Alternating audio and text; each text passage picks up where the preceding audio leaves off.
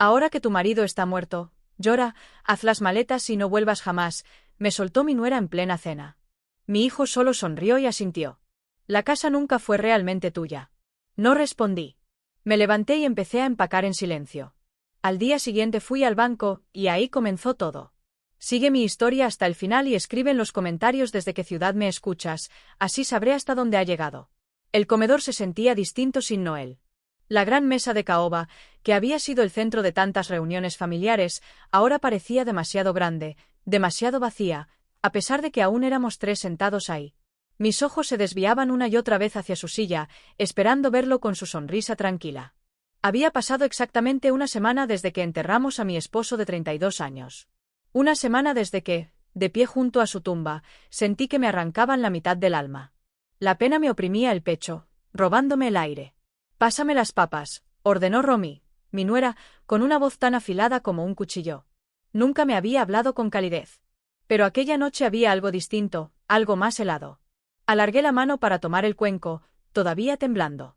El funeral me había dejado más agotada de lo que pensé. A mis 71 años creí estar preparada, pero nada me había entrenado para esta soledad que se pegaba a los huesos. Wade, mi hijo de 43, estaba entre nosotras como un árbitro que ya había tomado partido. No me miró en toda la cena, toda su atención era para ella. El niño que se refugiaba en mis brazos cuando tenía pesadillas ahora no podía sostenerme la mirada. El servicio fue hermoso, ¿verdad? Intenté romper el silencio incómodo. A tu padre le habría encantado ver a tanta gente. Romy dejó el tenedor sobre el plato con cuidado calculado. Sí, y precisamente de eso tenemos que hablar, Myrtle. Algo en su tono me apretó el estómago. En sus ojos había frialdad calculada, en los de Wade, evasión. ¿Qué quieres decir? Pregunté, aunque temía la respuesta. Romy se irguió como cuando iba a imponer sus condiciones. Wade y yo creemos que, ahora que Noel ya no está, esta casa es demasiado para ti. ¿Demasiado? Repetí, atónita. He cuidado esta casa por más de 30 años. Exactamente, dijo Romy, dejando caer la máscara amable. No te haces más joven, y mantenerla cuesta dinero. Sería mejor que te mudaras a un lugar más adecuado, añadió. Sus palabras me golpearon. Esta era mi casa, el lugar donde criamos a Wade. Mamá, Romy tiene razón, dijo él sin mirarme. Te va a resultar abrumador. No soy inútil, Wade, mi voz se quebró. Cada rincón de esta casa guarda nuestra vida. Romy endureció el gesto. Los recuerdos no pagan facturas, Myrtle. Esta mujer llevaba 15 años apartando a mi hijo de mí. ¿Qué propones exactamente? Pregunté, sintiendo el hielo formarse en mi interior. Un buen complejo para mayores, con actividades y gente de tu edad.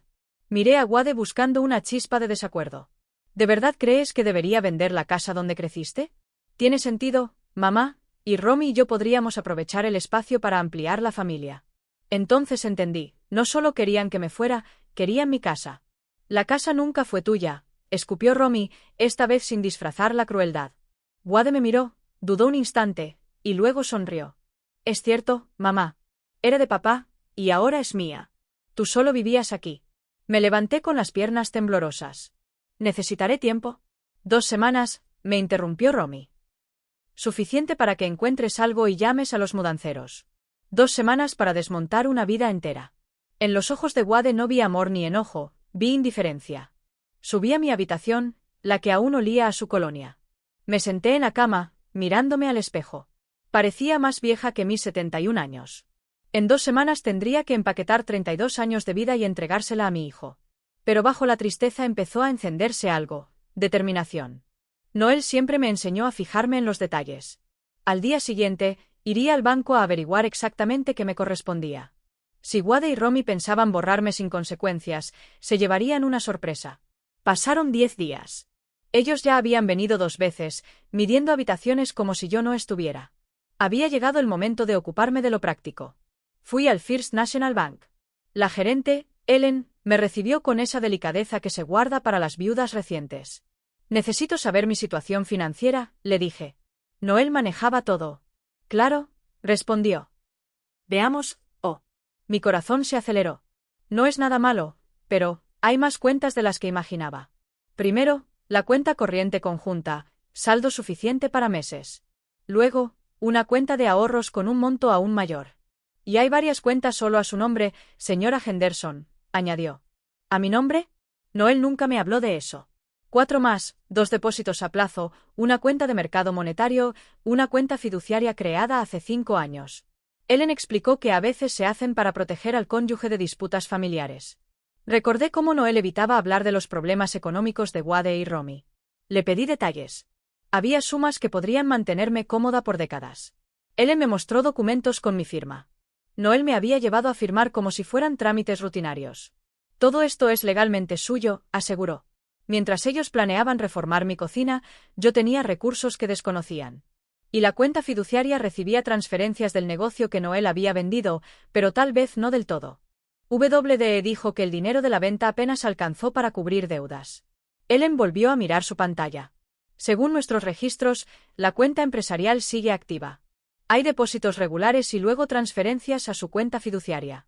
Señora Henderson, creo que debería hablar con el contador de la empresa.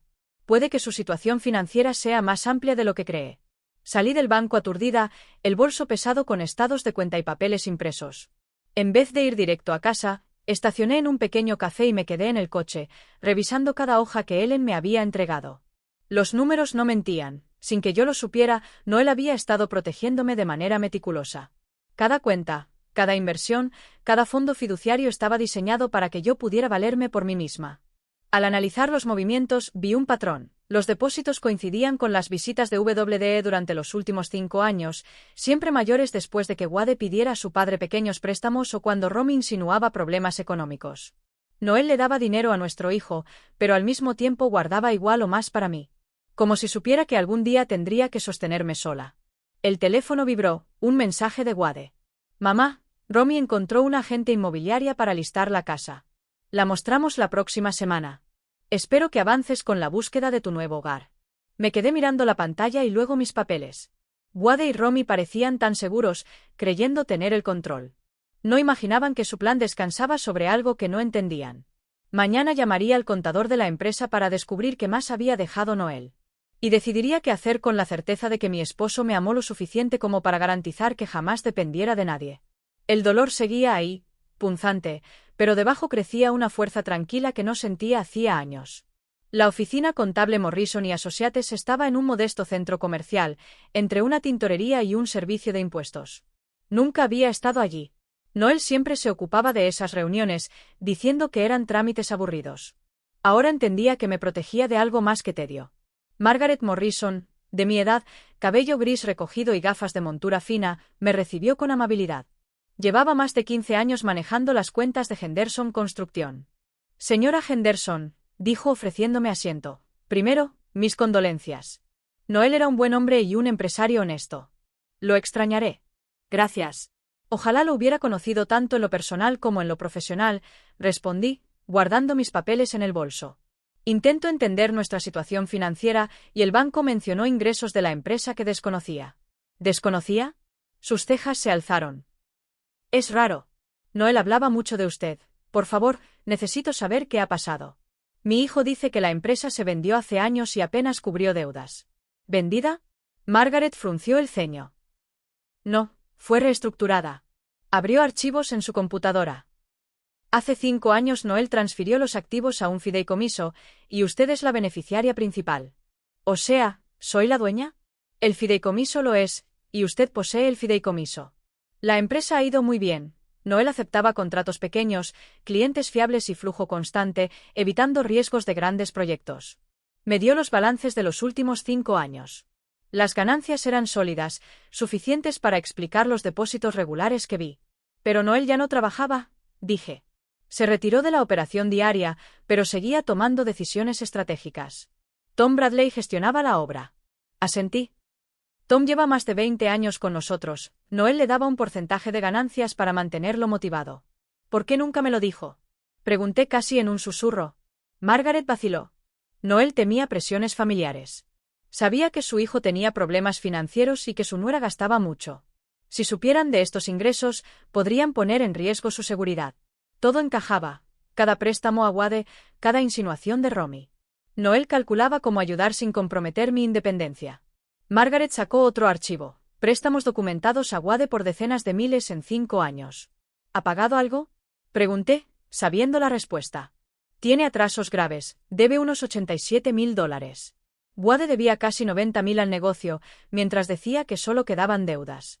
¿Qué pasa con esa deuda ahora? Ahora es suya. Puede exigir el pago o renegociar.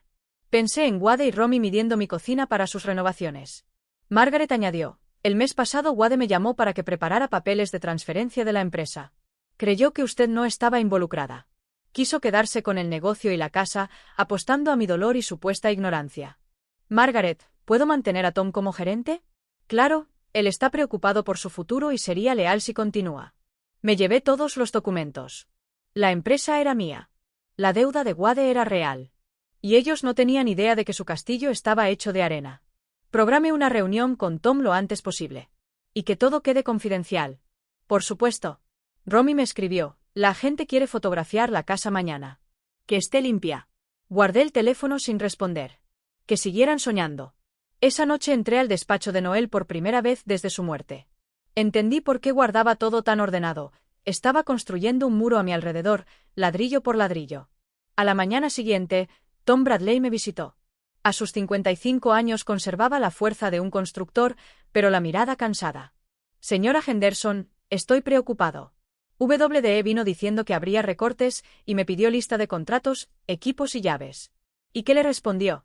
Que debía hablar con el verdadero dueño.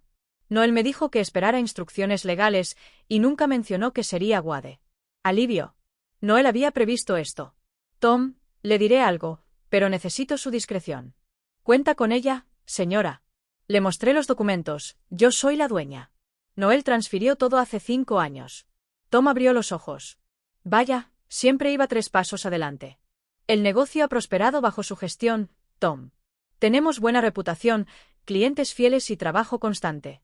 Noel me enseñó que un cliente recurrente vale más que un golpe de suerte. Quiero que siga igual, pero dígame, ¿Wade se ha acercado por dinero? Varias veces. Venía cuando Noel no estaba, preguntando por pagos y hasta sugiriendo préstamos temporales para inversiones. El año pasado apareció justo el día que depositamos un gran pago. Dijo que era coincidencia, pero preguntó mucho en el banco. Mi estómago se encogió. Wade llevaba tiempo vigilando los ingresos del negocio, probablemente calculando el momento perfecto para pedir préstamos justo cuando hubiera más efectivo disponible. Tom, necesito que me contestes con total sinceridad. ¿Crees que Wade sabe realmente cuánto dinero ha pasado por esta empresa? Tom guardó silencio unos segundos, evaluando su respuesta. Creo que sabe que es más de lo que tu familia le hacía creer, pero no creo que conozca la magnitud real. El señor Nall siempre fue muy cuidadoso en mantener separadas las finanzas personales y las del negocio, al menos sobre el papel. ¿Qué quieres decir? Que tu marido era listo. Cuando Wade pedía ayuda, él le decía que el negocio iba justo, que los márgenes eran estrechos, pero igual buscaba la forma de ayudar, normalmente prestándole desde la cuenta empresarial, no de su bolsillo personal. Tom sacó un cuaderno pequeño, desgastado por años de uso. Yo registro todo, señora Henderson. Es un hábito que el señor Nall me enseñó. Según mis notas, Wade ha recibido unos $93.000 en los últimos 5 años. Era más de lo que Margaret me había mostrado. Pagos, no préstamos, aclaró Tom. Los hacía parecer préstamos, con calendarios de pago y todo, pero jamás exigió que se cumplieran. Wade se saltaba un pago y él lo dejaba pasar. O sea que Wade cree que no debe nada. Wade actúa como si no debiera nada, corrigió Tom. Que realmente lo crea o solo finja, no lo sé. Como si nos hubiera escuchado, sonó un portazo en la entrada. Desde la ventana de la cocina vi el Honda Pilot de Wade aparcado detrás del camión de trabajo de Tom. Es mi hijo, dije en voz baja. No quiero que sepa que hablamos de negocios. Tom asintió y guardó rápidamente los papeles. Señora Henderson, lo que decida hacer, cuente con mi apoyo. El señor Nall confiaba tanto en usted que dejó todo a su nombre, y eso para mí es suficiente. Wade entró sin llamar, algo que a Noel le molestaba, pero que yo había aprendido a tolerar. Buenos días, mamá, saludó, apenas mirando a Tom. No esperaba visita. Tom pasó a verme, respondí con naturalidad. Ya sabes lo considerado que es. Ajá, murmuró Wade, ya escaneando la cocina como si estuviera calculando su valor en el mercado. De hecho, Tom, qué bueno que estás. Tenemos que hablar del negocio. El rostro de Tom se volvió neutral. Con papá fuera, habrá cambios. La familia debe tomar decisiones prácticas sobre los activos y las obligaciones. Lo observé fascinada.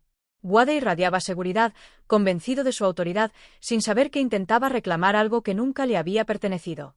¿Qué tipo de cambios?, preguntó Tom. Ver si vale la pena seguir operando, liquidar todo y pagar deudas, respondió Wade como si hablara del menú del almuerzo. ¿Y quién tomará esas decisiones? Wade parpadeó, sorprendido. La familia, claro. Yo manejaré los asuntos del negocio. ¿Tú?, repitió Tom, con un énfasis apenas perceptible. Wade me pidió que preparara café y me retirara, pero por primera vez en años me planté. No, gracias. Esta es mi cocina y Tom es mi invitado. Bien, Wade cedió. Tom, prepara un inventario de equipo, vehículos y contratos, y dame acceso a las cuentas. Claro, dijo Tom. ¿Con quién gestiono la autorización? Conmigo, obviamente. ¿Y tienes autoridad legal para acceder a las cuentas de Henderson Construcción? Wade titubeó. Soy el hijo y heredero de Noel Henderson. ¿Y documentación que lo acredite? El reloj de la cocina marcaba los segundos en un silencio denso. Wade oscilaba entre la molestia y la duda. Mamá, dile a Tom que yo llevo el negocio ahora. Lo miré, recordando que planeaba vender mi casa, que había acumulado casi $90,000 en ayuda sin reconocerlo, y tomé mi decisión. En realidad, Wade, Tom hace bien en pedir papeles. Tu padre siempre fue muy cuidadoso. Por primera vez, Wade perdió seguridad, y yo, por primera vez en mucho tiempo, sentí poder. 3 días después, a las 7 de la mañana, llegó la llamada. Mamá, tenemos que hablar ya. Romy y yo vamos para allá. Es un poco temprano. No puede esperar. 20 minutos. Me vestí con el vestido azul marino que Noel siempre decía que me daba porte. Si iba a haber confrontación, la afrontaría de pie. Llegaron puntuales, Romy entrando como si el suelo le debiera reverencia, Wade con el ceño fruncido. Se quedaron de pie, bloqueando la salida. Tom me dijo que no puede darme información sin autorización. ¿Qué le dijiste?, preguntó Wade. Que siguiera los procedimientos correctos. Soy el heredero, mamá. Eso basta. No del todo, Wade. Saqué una carpeta. Henderson Construcción no forma parte de la herencia desde hace 5 años. Es propiedad de un fideicomiso, del que yo soy la única beneficiaria. Silencio. Romy hojeó los papeles con manos temblorosas. Wade se desplomó en el sofá. Pero el negocio estaba mal. En realidad, muy rentable. Aquí tienes los estados financieros. ¿Y el dinero?, preguntó él. Mucho fue para ti, $87,000. Romy se giró bruscamente. Me dijiste que eran regalos. Papá nunca exigió pagos, murmuró Wade. Sí lo hizo, y Margaret tiene las pruebas, dije. Romy intentó recomponerse. Bueno, la casa sí es de Wade. ¿Seguro?, respondí. Tiene una hipoteca de $350,000 que tu padre puso en el fideicomiso. ¿Por qué haría eso?, preguntó Wade. Para protegerme. ¿De esto? De que su propia familia intentara dejarme sin nada. Romy estalló. ¿Lo manipulaste? No, Romy. Él planeó todo cuando estaba sano. Y eso dice mucho de cómo veía a nuestra familia. Mamá, podemos llegar a un acuerdo. El acuerdo ya está hecho, Wade. La casa y el negocio se quedan conmigo. Romy, furiosa, se dirigió a la puerta. Esto no ha terminado. Son libres de intentarlo, contesté con calma. Debes saber que todo lo que hizo tu padre fue completamente legal y con la documentación en regla. Margaret Morrison es meticulosa y ya entregó copias de todos los documentos relevantes a mi abogado. Wade se detuvo en la puerta, con una mezcla de desconcierto y dolor en la cara. No lo entiendo, mamá, ¿por qué nos haces esto? No te estoy haciendo nada, Wade. Solo me niego a que tú me lo hagas a mí. Cuando se fueron, la casa quedó sumida en un silencio repentino. Mi casa. Sentí algo que no experimentaba desde que era joven, independencia financiera absoluta. No debía nada a nadie, y nadie podía arrebatarme lo que tenía. No él me había dado más que dinero, me había regalado libertad. 6 meses después, estaba en la terraza de mi nueva cabaña frente al mar, viendo cómo el sol de la mañana pintaba de oro el Pacífico. El sonido de las olas golpeando las rocas se había convertido en mi música diaria, reemplazando los crujidos y ruidos del viejo hogar. La cabaña en Mendocino era más pequeña que la casa familiar, pero era completamente mía. Cada mueble, cada adorno, cada habitación reflejaba mi gusto y no las concesiones hechas en 32 años de matrimonio. Descubrí, con sorpresa, que tenía muy buen gusto cuando nadie opinaba por mí. Henderson Construcción prosperaba bajo la dirección de Tom Bradley. Me llamaba cada viernes para contarme los proyectos y contratos futuros, y las ganancias trimestrales iban directo a mi cuenta. Cumplí mi promesa de mantener el negocio tal como Noel lo había dejado, y todos parecían agradecidos por la estabilidad. La cabaña fue un hallazgo inesperado. Buscando propiedades en la costa de California, descubrí que Noel la había comprado 3 años antes a través del fideicomiso del negocio. Margaret encontró la escritura junto a una nota con su letra, para el retiro de Myrtle, cuando quiera aire de mar y días sin horarios. Incluso después de su muerte, seguía cuidándome. Ese día, sin embargo, era especial. Mi abogado venía a cerrar el último asunto pendiente de mi antigua vida.